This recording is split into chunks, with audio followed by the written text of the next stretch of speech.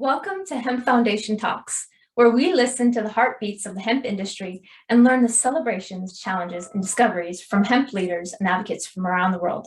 Hi, I'm Rebecca, International Business Officer with Hemp Foundation and your host. Today's guest, we have Hana Gabrielová. Hana Gabrielová is a 20-year veteran with the hemp and cannabis industry. During Hana's career, she has experienced a wide range of EU and international cannabis policy work, NGO education work, and for-profit organizations. Her company, Hempoint, founded in 2010, farms and processes organic hemp, as well as producing and distributing a variety of hemp food and animal feed products. Hempoint is heavily engaged in distribution of EU registered hemp seed varieties internationally and provides consulting for farmers, companies, and stakeholders. Hempoint provides a vehicle for policy work with various nonprofit organizations and the publishing of the UN book, Cannabis and Sustainable Development. Since 2018, Hana has been president of the CzecHemp cluster, which is the leading association involved in the strategy of hemp and cannabis policy development in the Czech Republic. In early 2022, Hana co-founded the new company, KonopiUS, to support the US farmers with high-quality fiber and grain seeds from EU.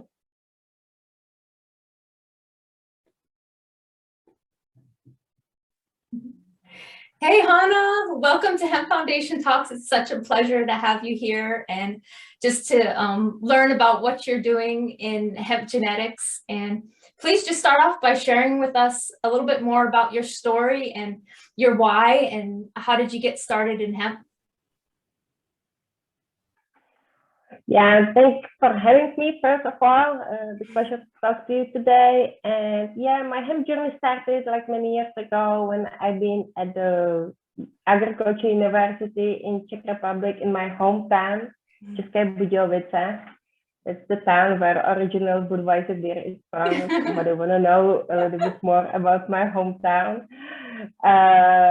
And yeah, and there is the University, South Bohemian University, what I decided to study after my high school. And I had some thesis kind of task, you know, as everybody do, like on the uni.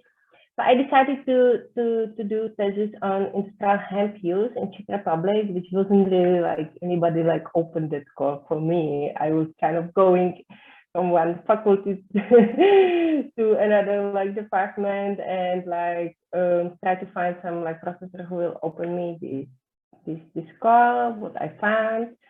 And yeah, so I did that, and it was like 1997, you know, so it's like many years ago.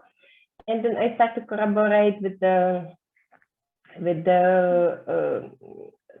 NGO called Konopa, which is like Konopi, it's hemp in Czech Republic. So Konopa is kind of like name from the name of hemp. And it was, or it still is, it's an NGO which promotes industrial uses of hemp. And we did like a seminar for the farmers in collaboration with Minister of Agriculture.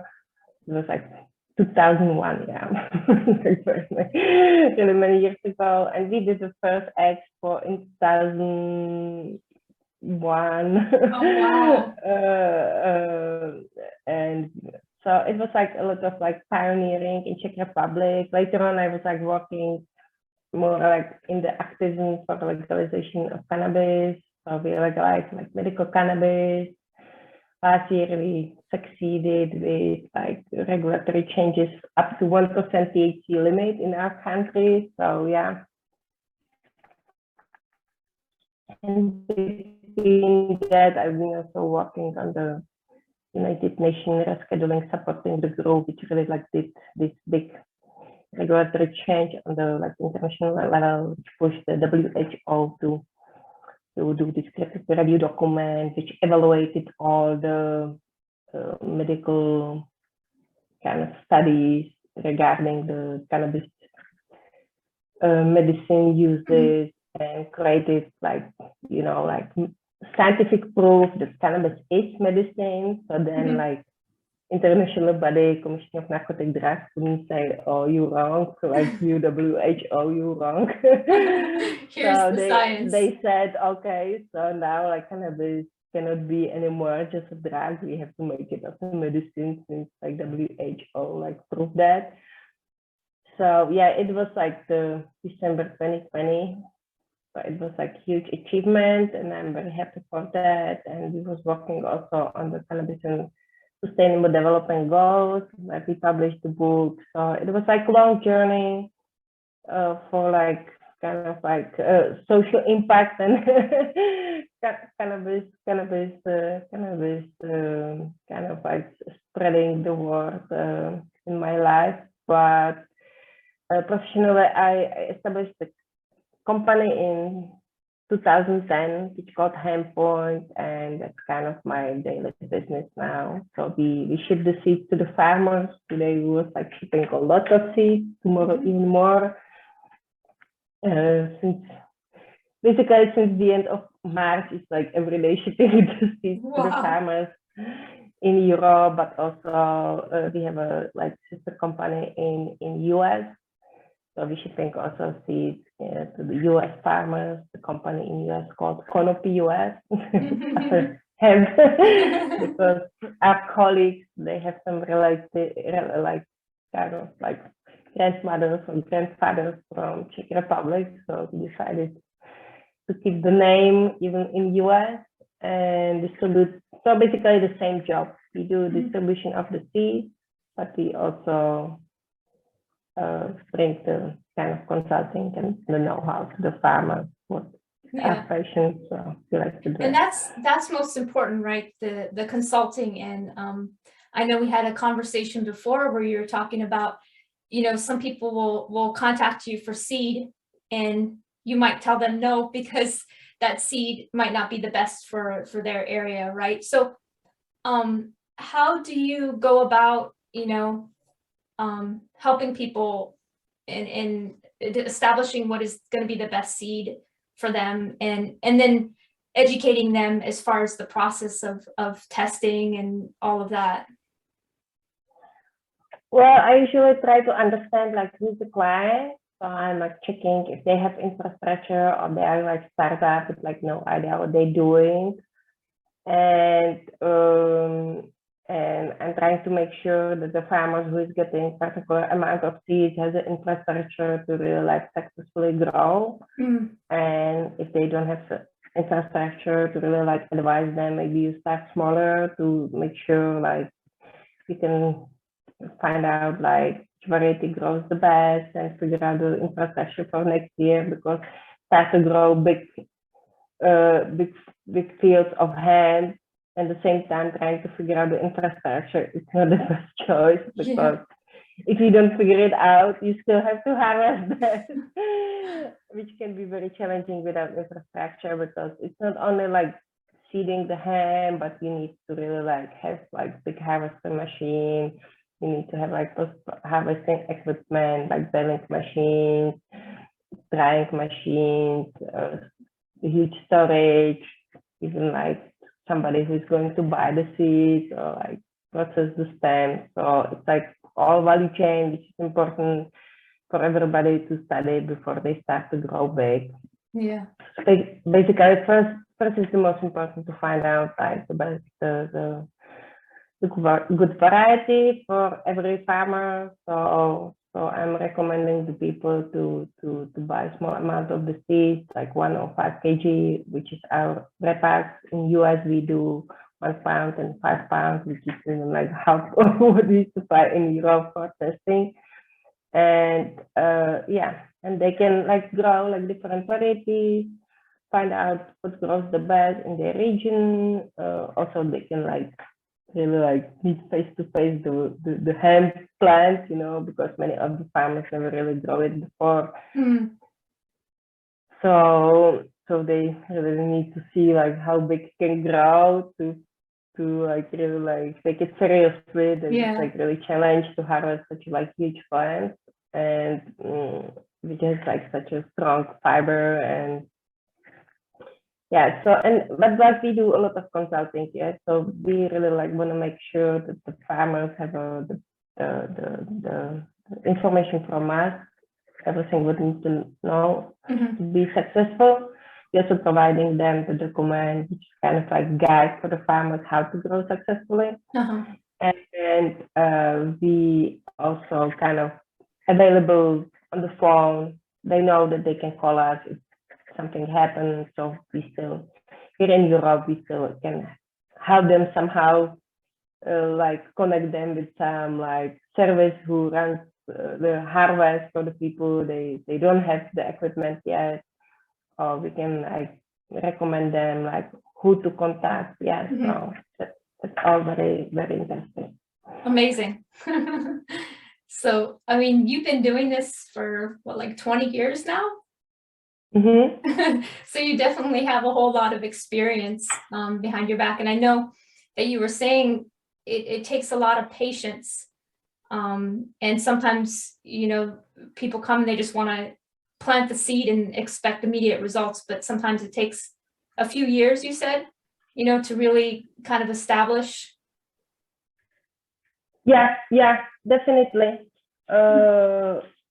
It's a lot of like time really like for the people to figure out like how to grow hemp, and I've been like learning that like 20 years, you know, and I don't think I'm done yet. So I think it's very important like to just like, you know, like have a patience and don't want to like make miracles over one season. Yeah. Because it's like new crop and every season is different in the farming. So you need to really not only have like good location and good variety, but like really like get some kind of good infrastructure, which takes time to build, and experience like when it's right time for the harvest, when it's the right time to do the sowing, and how is like the best nutrition for your particular like location, you know. It's a lot of not like moving farm, but like, you know, like conditions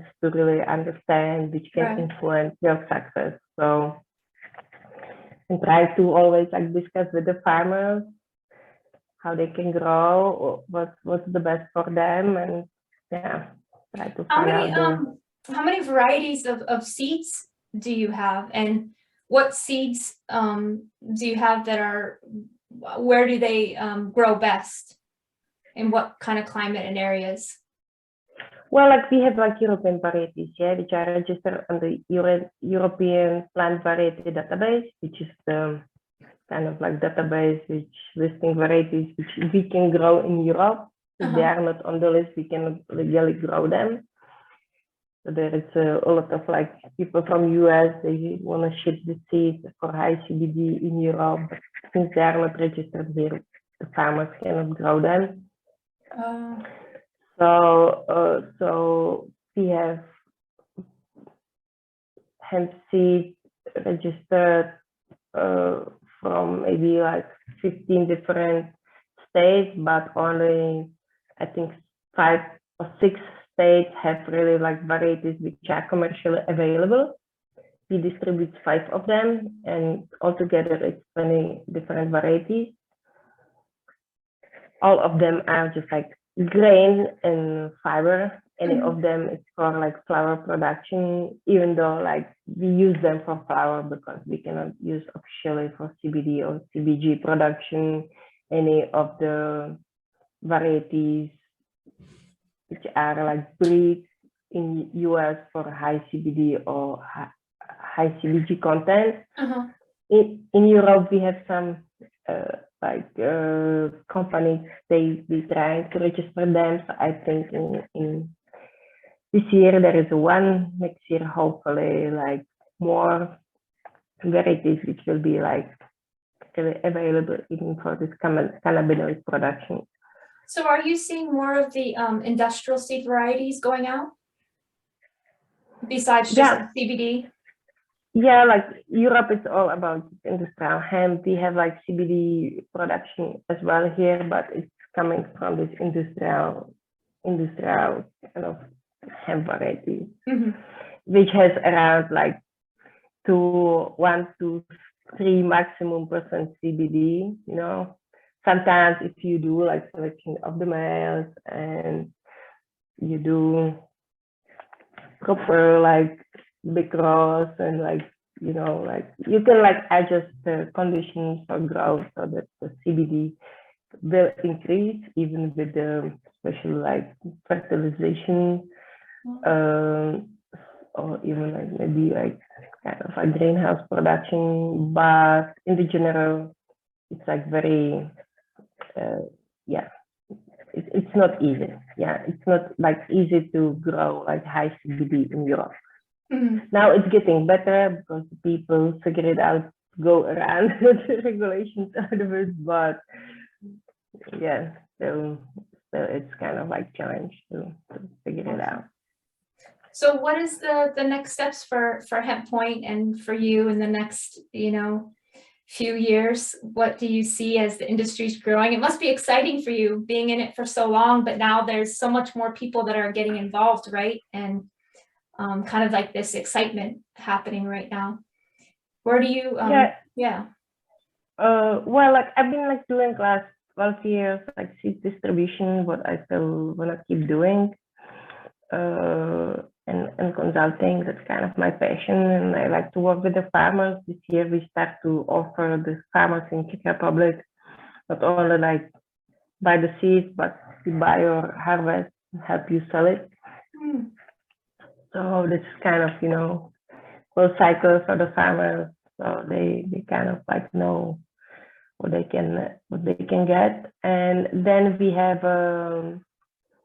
project, because in Czech Republic there is no like processing facility for like stem, so we would like to be part of setting up the facility for decortication in Czech Republic, because Czech Republic buys around like 7,000 tons of industrial hemp fiber. Wow. So you need for something like to process paper and insulation, but we have to all buy it somewhere abroad, you know, Holland, France, Romania. It's a lot of like cost for shipment, especially now when like fuel went much more up. So it makes sense to work on this project, and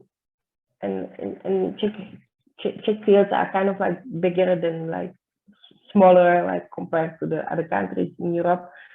So it will be like kind of suitable to do the project here, I believe. And so this is one project, and the other project, I would like to be part of that, or I had to, because I'm president of the CzecHemp cluster. So since we have this new regulation, I have to work on like working on the regulation for this 1% industrial hemp, and figure out like all the import of the flowers up to 1%, and like it's like big boom, but has like not much clear rules, you know. So, and I don't want like people going around. I want to have it like safety control of all the products on the market and quality control, you know, and we need to figure it out in the collaboration with the government officials, mostly from the Minister of Agriculture. So it will be my task for the next couple of months.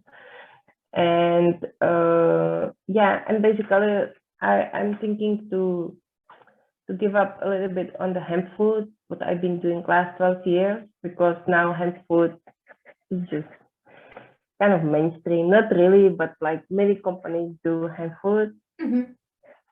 And I don't feel it's something like unique I need to be involved in. So we are working on some like partnership with bigger companies. They want to do like in distribution of the hemp food, so we will be able to support them, consult them, part of that, but not really be like daily involved in that. And we will be able to more focus on the project with the decortication, with the farming, which is our passion, and we really like to do it with my partner, who is also kind of like working with me like fully every day.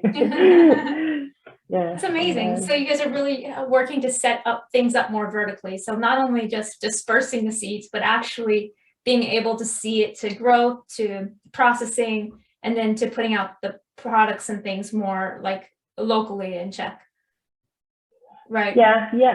Yeah, because I've been like traveling a lot during like before COVID, like really my like 4 years before COVID was still like more on the plane than in my own bed, and when I get kind of more like sad because it's like I couldn't much travel, and so I started to focus more on Czech Republic and work more like closely with the people from Czech Republic on our hemp cluster project.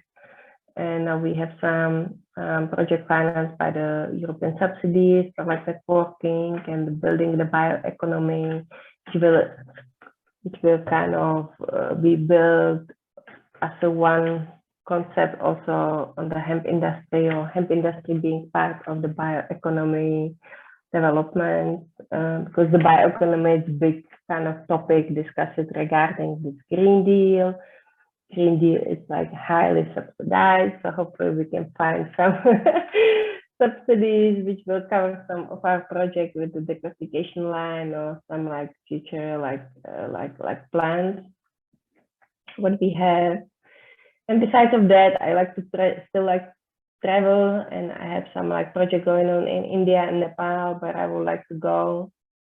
So you're welcome to come visit us. Yeah. We will. Like Rishikesh is on my map of like visiting. Yes, for sure. I'm going to see you there. Yeah. And this year I want to like manage to do the project in Nepal where my friend does the hemp building from like local hemp which grows there widely, but they have to move it like very far away. So we are thinking to grow it in their location where are like the southeast India, where it's like no southeast Nepal, which is like close to India, where there are no mountains, so very easy to grow, but the regulation is kind of not really like existing for industrial hemp grow in Nepal. So we just somehow like try to do it and figure it out on the way, because if you don't start, you don't really like move anything, especially in this country. So we will kind of create the case project, but they do a lot of textile already. They do Ayurvedics, like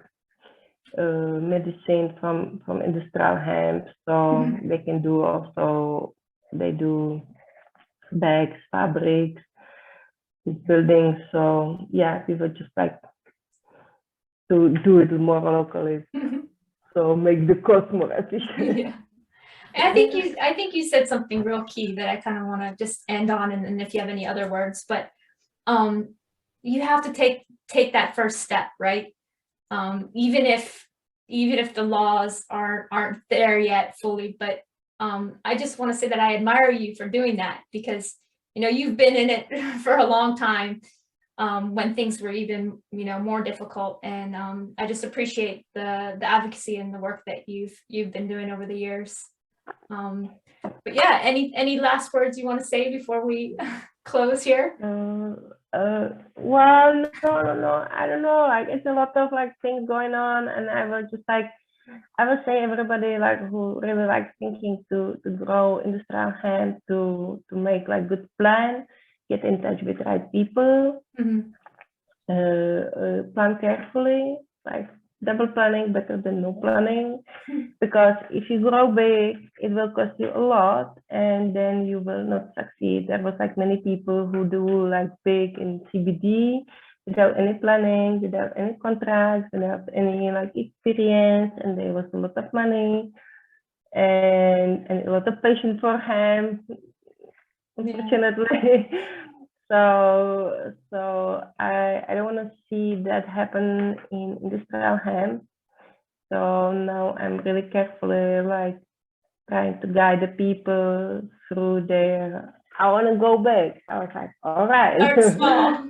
But step by step. Yeah, I don't want to like see you like fail. And if I don't see you have like many like pieces of the mosaic together, you better really do small, get ready, do some visits, see that with your neighbors who are already doing that, find the right contracts, find the right partners, find the right budget, make it like always budget. Yeah, don't start without budget. and then do it, but get in touch with the scientists who are already doing a lot of like studies. They're sharing the data. So, just get prepared. Like, don't do just because somebody tells you it's a like $1 million industry.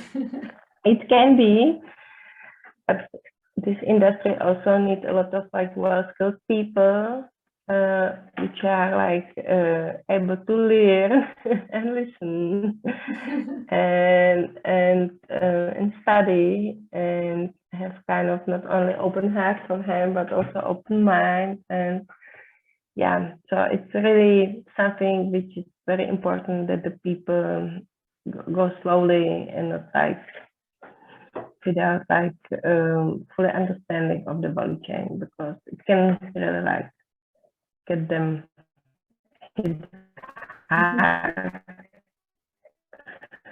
because the cost can be very high and they cannot like even imagine that. Yeah. So Thank you. Just that, but I'm really available if somebody wants to discuss. Yes. Thank you so much, Hana. I appreciate your time and your words of wisdom. And thank you so much. You're welcome to have. Thank you for listening to Hemp Foundation Talks. Hemp Foundation is a nonprofit social enterprise on a mission to provide solutions for our current ecological crisis. Hemp Foundation and their brand Uki has created a value chain from village farms to the marketplace, utilizing the many benefits of hemp to overcome deforestation, fight plastic pollution, and support regenerative practices to heal our earth. The foundation supports over 250 small village farmers in the Indian Himalayan region. In addition, they employ widows and women in the production of over 500 hemp products for the marketplace, from clothing to food to hemp bags, a large range of textiles, embroidered fabrics, home goods, and even hemp bioplastic. To learn more, visit hempfoundation.net.